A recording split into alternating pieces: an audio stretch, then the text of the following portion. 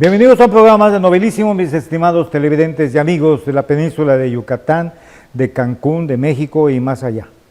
Soy Jaime Novelo desde su programa Novelísimo y hay personajes que vale la pena dejarlos en la historia. Lamentablemente, a veces estas personas o personajes nos damos cuenta de lo importante de su grandeza, de su participación activa dentro de las sociedades donde se hayan desenvuelto, ya cuando ellos no están, y no por eso debemos de dejarles de hacer el honor que se merecen. Es este caso, el día de hoy. Me place mucho que haya aceptado la invitación a este programa la señora Estrella Rodríguez de Fernández. Vamos a hablar de una persona que lo vi mucho aquí en Cancún.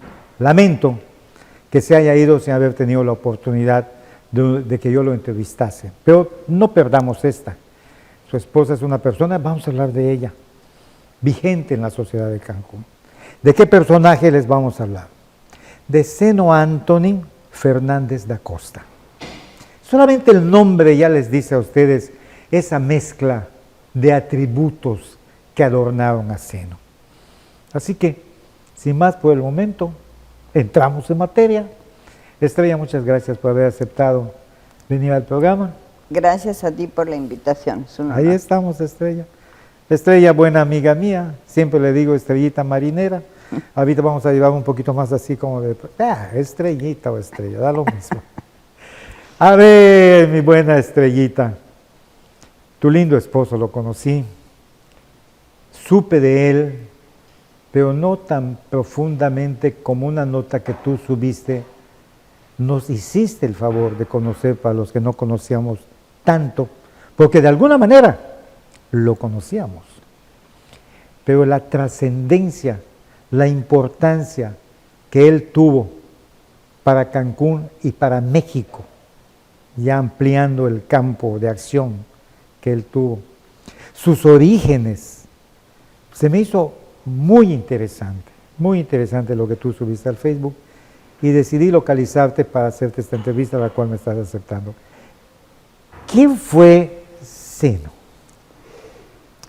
Pues Zeno fue una persona que nace dentro de una familia de origen hindú, de una colonia portuguesa en la India, que nace en Zanzíbar, una isla enfrente de Tanganyika en aquel tiempo, que era un sultanato árabe, protectorado inglés, en donde había toda la influencia de árabes, africanos, hindús, de diferentes culturas, religiones, zoroastras, famoso cantante, se me fue el nombre. Freddie Mercury estaba y estudiaba en la misma escuela de Zeno, o sea, era una cuestión multicultural. Él nace ahí y por lo que me contaba su mamá, era terrible. O sea, hacía todo lo que no se debía hacer, rompía las reglas, pero era excelente en la escuela, era excelente en deportes, era el scout más brillante, o sea, entonces como que lo regañaban, pero pues él seguía adelante haciendo travesuras y triquiñuelas, ¿sí? Él viaja desde muy joven porque va al Jamboree en Inglaterra del 50 aniversario de la asociación de la Asociación de Scouts Mundial. Ya Baden-Powell ya no estaba en vida, pero conoce a la esposa, saluda a la reina, la reina Isabel, entonces conoce Inglaterra. Ya conocía la India porque a su papá le daban años sabáticos, vacaciones, iban allá y a él no le gustaba. O sea, ya vivía él en otro estilo de vida diferente al que era la India en muchos lados.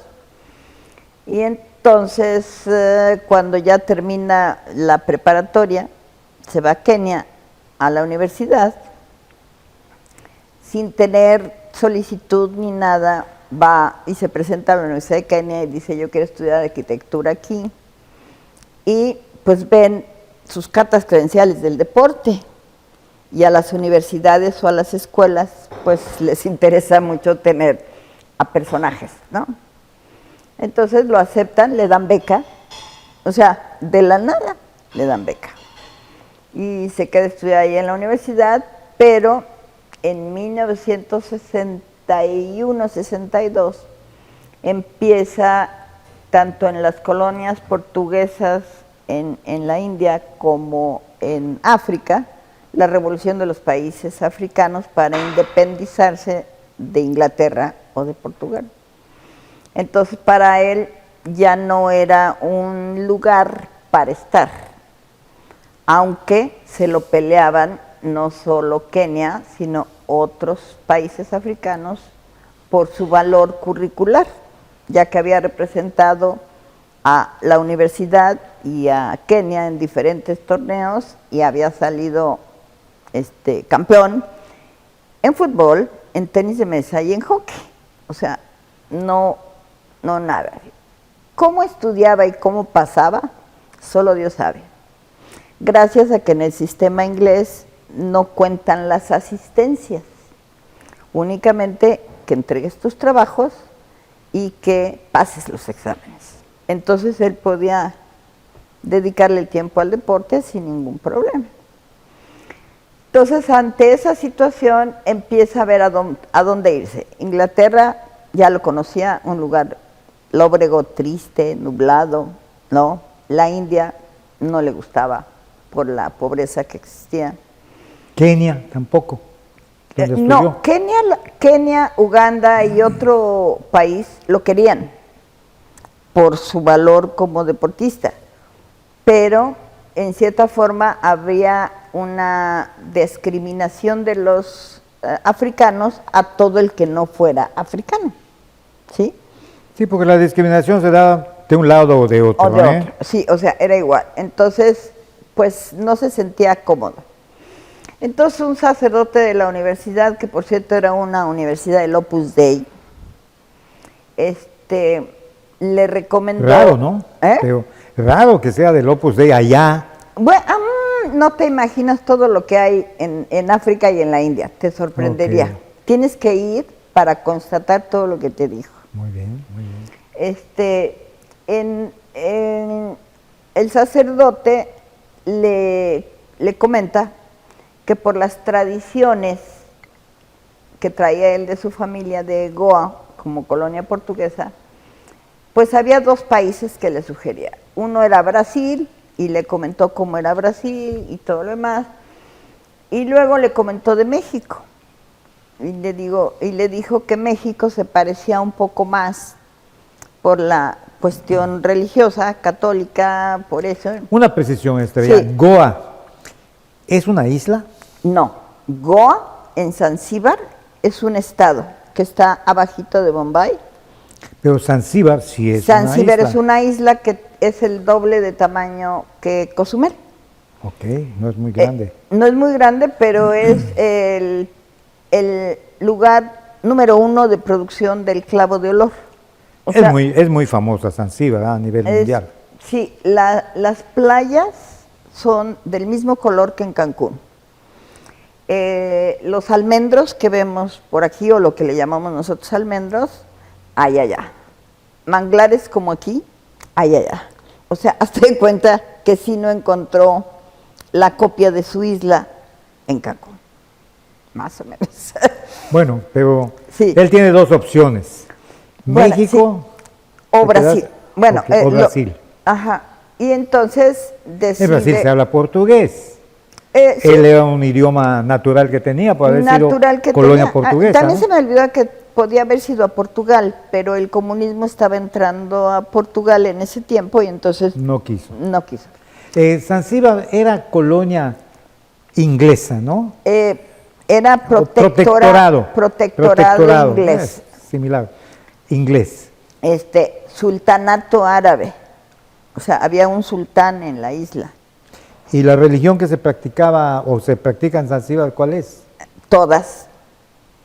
porque había zoroastras, había musulmanes, había sijis, creo que se llaman, la católica, la que anglicana. Por cierto, Zeno era católico. Sí. Muchas veces lo vi oyendo misa al mismo lugar donde yo iba. Así es, sí, o sea, ellos tenían la costumbre todos los días, lunes a domingo, a las 7 de la mañana salían de su casa a la iglesia, que estaba casi enfrente, a oír misa, de ahí regresaban, desayunaban y a la escuela o a las actividades que fueran, diario. Y cuando yo fui a Goa en alguna ocasión, es la misma costumbre. Creerás que en Goa, en la India, en las iglesias, en todas las iglesias, hay misa de 6, 7, 8, 9, 10, 11 de la mañana. Y luego empiezan a las 2, 3, 4, 5, 6, hasta las 7. Y así, llenas. Iglesias católicas. Tienen un catolicismo más arraigado. Más arraigado que nosotros, inclusive. Exactamente. Así es. Yo creo que las cosas han cambiado a través de los años, pero pues sí es una mezcla. No, los hechos lo demuestran con lo que me estás diciendo, ¿no? Así es. Te digo, en la isla había zoroastras, había de todo tipo, ¿sí? De hecho. Y conviviendo en paz, ¿no? Conviviendo en paz, y por ejemplo, si había la fiesta del Swahili, entonces los swahilis iban y les daban sus dulces o sus cosas que utilizaban en esa fiesta. Y si era Navidad, pues todos los anglicanos, todos los que tenían que ver con los cristianos, iban a todas las familias a ofrecerles sus dulces o sus cosas. O sea, era una convivencia increíble. De hecho, en una reunión de exalumnos de St. Joseph Convent School, que estaba en la orilla del mar, su patio de recreo era la playa, me encontré con muchas parejas de diferente religión. O sea, ellos fueron amigos y se conocieron en Zanzíbar, se enamoraron y se casaron, no importa la religión de la que fuera cada quien. Y cada uno practicaba su religión, ¿no? Y ya los hijos eligieron lo que quisieron. Qué bonito, ¿eh? Sí. Es lo ideal. Era una maravilla de lenguajes, de culturas y de cosas en las que él vivió. Además, las monjas del St. Joseph Convent School eran alemanas con un sistema del Commonwealth británico. O sea, el Cambridge School Certificate era la regla de esa escuela. Qué bárbaro, qué mezcla. O sea, una mezcla impresionante. Uh-huh. Incluso Zeno tenía en su físico esas mezclas raciales. Pues de alguna manera. Barba tupida, piel morena, uh-huh, ojos grandes, pelo ondulado, no pashush, no mulish, como dicen los yucas. Sí. Porque decir pelo chino no es verdad. No. Los chinos no tienen el pelo así. No. Tienen lacio. Pero no sé por qué le dicen así. Así es. Pero su constitución física no era muy grande de cuerpo. No. Pero se le veía bien constituido. Sí. Yo cuando lo conozco, ya él de edad. ¿En qué año nació Zeno? En 1940. Pues tendría ahorita Zeno 82, 83 años. 83. Bueno, y llega a México, ¿y qué pasa? Bueno, llega a México y va a dar a la residencia del Opus Dei. Y ya le habían conseguido una beca en la UNAM como estudiante potencial. A la semana de estar en México, uno de los compañeros dice, mira, vi en el periódico, claro, todo en inglés, porque él todavía, creo que solo lo que le enseñaron los compañeros fueron malas palabras, pero bueno, entonces le enseñaron que había una convocatoria porque se estaba fundando el hockey en México. Él se presenta a la reunión ahí junto al Monumento a la Revolución, en donde había todas las personas que acudieron a la convocatoria. reunión estaba liderada por 2 catalanes que ya vivían en México y que eran los encargados de hacer el hockey con miras al 68. Entonces él se presenta ya después del speech, que él no entendió nada porque todo fue en español. Alguien ya le preguntó que quién Aunque era. él hablaba portugués, ¿no? Sí, pero una cosa es que de alguna manera conozcas el portugués y otra cosa que donde tú vives lo que practicas es el inglés o el suajili, o en casa se hablaba el konkanen, que era la lengua de Goa, bueno, es la lengua de Goa. Entonces, el portugués sí, entre familias, pero no era algo muy común, o sea, sí sabía palabras. Sí, porque el portugués se parece bastante al castellano que hablamos, ¿no? Pero no, se avienta y aprende el castellano, que es el verdadero idioma. Sí, creo que se murió sin hablar 100% bien español, porque todo el mundo lo consentía, o todo el mundo lo ayudaba, o todo el mundo le hablaba en inglés, o lo trataba de interpretar. Entonces él hizo la ley del mínimo esfuerzo en ese sentido. Pero bueno, entonces ya se presenta. Y cuando habla él de que él fue campeón en Kenia y que representó y que no sé qué y que sé cuánto, dije, ¿dónde estás? Pues acabo de llegar y estoy en la UNAM. Ah, pues te encargamos formar equipos de hockey en la UNAM. Entonces él con la idea de que en las universidades inglesas no importa las asistencias, pues él se dedicó a formar equipos de hockey.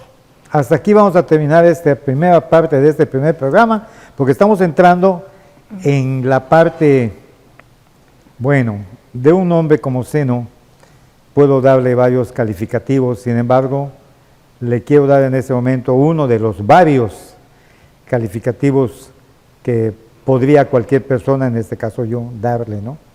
La parte atractiva de Zeno, porque el deporte siempre será atractivo, sí. siempre, cualquiera de las diversas aspectos deportivos siempre será. En la segunda parte del programa vamos a hablar ya del Zeno deportista y lo que hizo por México, que es muy interesante, me ha encantado. Okay. Así que regresamos.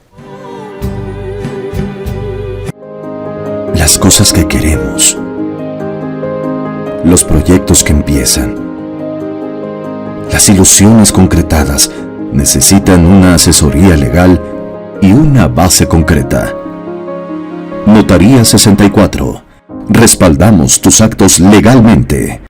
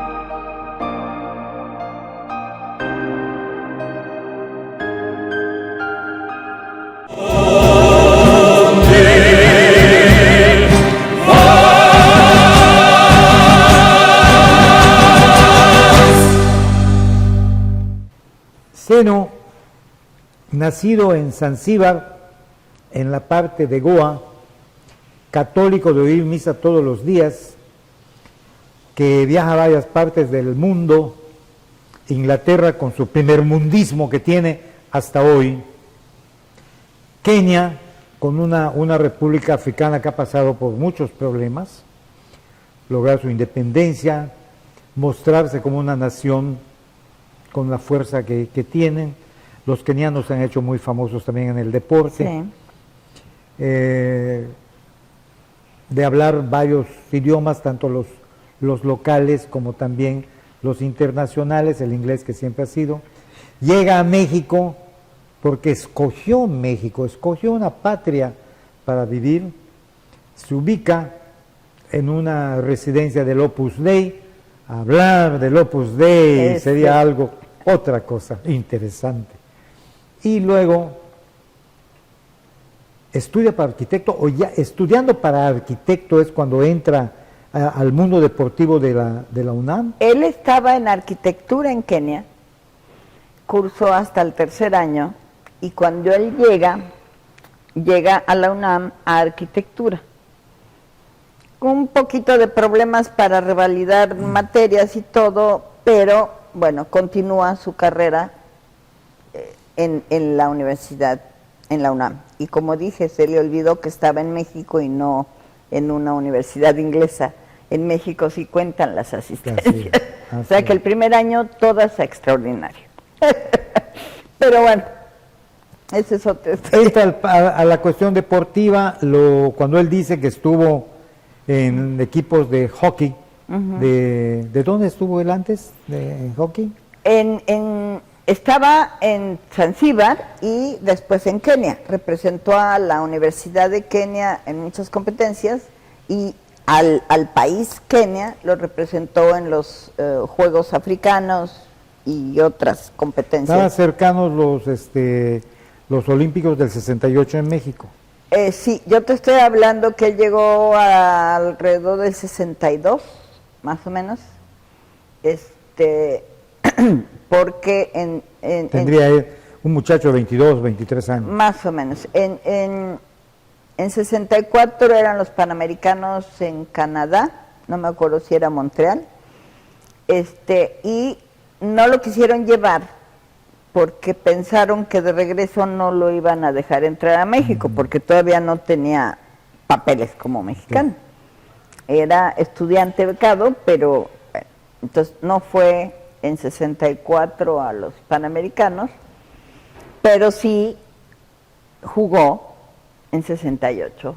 ¿Con el equipo nacional mexicano? Con el equipo nacional y de como hockey. Capitán, sin ser mexicano todavía. Qué orgullo. El hockey sobre pasto, hago un paréntesis, es diferente a todos los deportes.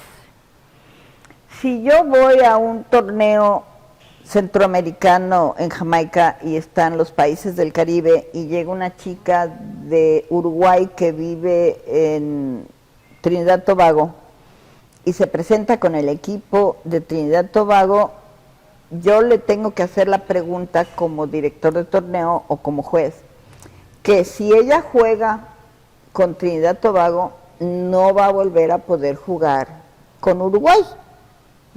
Esa es una regla. Si ella lo acepta, bueno, entonces es como una gran familia en donde sí hay reglas, pero no son tan estrictos, te aceptan.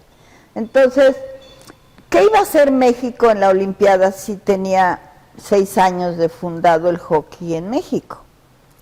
Pues, la Federación Internacional estaba consciente que no iban a llegar a ningún lugar. ¿Qué daño le hacía que un extranjero jugara y como capitán del equipo? O sea, nada. Entonces se le permite jugar como capitán del equipo. Y anota el gol de México. ¿Qué persona? El único gol, sí. No quedamos en el último lugar gracias a ese gol. Ah, qué bien, qué bien. Entonces él es el que no solamente participa, sino fomenta el hockey. Sí, lo fomentó directamente en la UNAM, formando creo que 5 equipos, de donde salieron muchos jugadores que fueron parte de la selección. La federación aparte jaló a jugadores de hockey patines, de ruedas, como jugadores, entonces era muy chistosa la selección porque había, los de patines de ruedas generalmente eran de barrios bajos de la Ciudad de México y estaba la élite de la UNAM, entre comillas, ¿no? Y entonces la conformación de la selección era los mejores jugadores de este lado y de este lado, y pues se tenían que llevar bien porque se tenían que llevar bien, claro. Eran de la selección. muy interesante la mezcla, muy interesante los resultados, y si no, pues estaba como jugador en el equipo, ¿no? Era impresionante que lo querían entrevistar antes del 68, en todos los juegos, en los torneos que había en la Magdalena Mixhuca, lo querían entrevistar todos los periodistas, todos los narradores de deportes, salían todos los periódicos, porque pues era un fenómeno. Nadie sabía jugar hockey y el que sabía, pues destacaba, ¿sí? O sea, no era... Era natural que se dé eso. Exactamente. Era natural. Era un naciente el hockey. Así es. Entonces, y es un deporte, por ejemplo, entre los deportes violentos que puedo ver, cuando me toca ver, es el hockey sobre hielo. El hockey sobre hielo, el de patines de ruedas, aunque patines de ruedas lo han calmado un poco, pero sí son muy violentos. Pero el hockey sobre pasto... es más tranquilo. Es más tranquilo. Siempre nació dentro de clubes privados el hockey. Participó desde la primera Olimpiada Mundial, o sea, el hockey estaba incluido dentro de los deportes y no ha dejado de estar. Es un invento inglés, ¿no? Como el fútbol. No es tanto de invento. Los ingleses reglamentaron la mayoría de los deportes que ya existían. O sea, todos decimos, es que son creadores del fútbol. No, ellos reglamentaron. El box ya existía y ellos lo reglamentaron. Claro, todo lo que ya existía, ellos lo reglamentaron, excepto el básquetbol. El básquetbol es el único deporte que no fue reglamentado porque se nació y se reglamentó en Estados Unidos porque tenían que mantener activos a los jugadores de cualquier deporte en algo. Y entonces surgió el básquetbol con sus reglas. Entonces, si tú quieres saber algo de deporte, el único que no está reglamentado en Inglaterra es el básquetbol. Todos los demás sí, aunque no sean de origen inglés. ¿Qué dato me estás aportando? Vamos con México, mejor dicho, estamos con México y nos vamos a Cancún. ¿Cómo llega Zeno a Cancún? Hay mucha historia ahí. O sea, después de ser capitán, en el 68, en el 69 lo nombran entrenador. Y entonces, pues, pasa toda su vida entrenando. Yo llego como jugadora a la selección femenil, que por primera vez iba a entrenar Zeno. Y bueno, pasan todo lo que tenga que pasar, que eso es cuestión de otra historia. Y estando en Cuba, en unos centroamericanos, como Cuba iniciaba el deporte también, pidieron que fueran directivos mexicanos los que coordinaran el comité organizador de los Juegos. Y entonces, pues, si no salía de viaje, podía ser 3 meses con una selección, y yo sabía cuando lo dejaba en el aeropuerto y sabía el día que regresaba. Lo que sucedía en medio, a lo mejor vi a los padres de los jugadores, pero yo no sabía nada de él. No había celulares, por supuesto.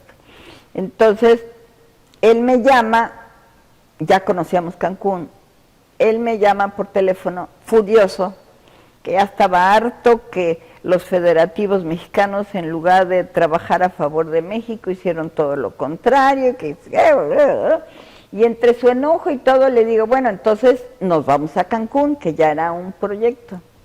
Sí, ya voy a renunciar. ¿Estás seguro? ¿Nos vamos a Cancún?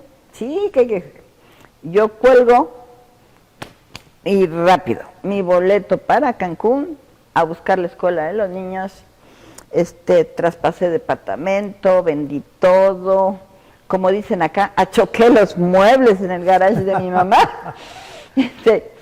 Y así que cuando Zeno regresó de los centroamericanos, ya estaba todo arreglado para venirnos a Cancún. 81. ¿Tú te casas con él en la Ciudad de México? Entonces? ¿Mande? Yo me caso con él en la Ciudad de México. Así que tú también practicaste el hockey. Sí. Yo llegué gracias a la huelga del 68 y sus balaceras, yo llegué al hockey, que yo era de la selección Pumitas de atletismo de la UNAM, pero pues era muy inseguro practicar deporte. Y una amiga me invitó y me dijo, salió en el Canal 11 que estaban buscando chicas para jugar con el equipo Gacelas, mi equipo, y vamos, y yo dije, bueno, pues estar rascándome el tuch, por la huelga, pues vamos a ver qué es eso. Al principio no me gustó, pero bueno. Fuiste entrando, mira lo que es el destino. Mira lo que es el destino, mira. Pensé que un primer programa dedicado a Sino, como cariñosamente tú le llamas, le vamos a seguir llamando Sino, nos daba para hablar de Sino, no nos da. Ya estamos terminando el primer programa, lamentablemente son programas cortos de media hora.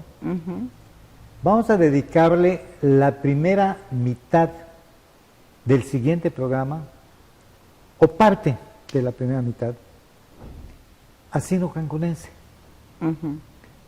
E inmediatamente hablamos de tu persona, que me ha llamado la atención, que a veces he tenido dificultad de encontrarte, porque siempre andas en algo. Bueno, ya lo hablaremos en esa parte del siguiente programa, porque por muchas razones, entre ellas las críticas que se le hacen a Cancún, que cada vez me doy más cuenta que son críticas que deben de ser limitadas, porque muchas son infundadas. Sí hay una participación, sí hay una sociedad de información, sí hay dedicada las personas que quieren a Cancún, y eso de que Cancún el problema es que no se le quiera, no es cierto. Quizá en algún momento dado se pudo haber sentido, pero lo dejamos para el siguiente programa. Cuando gustes.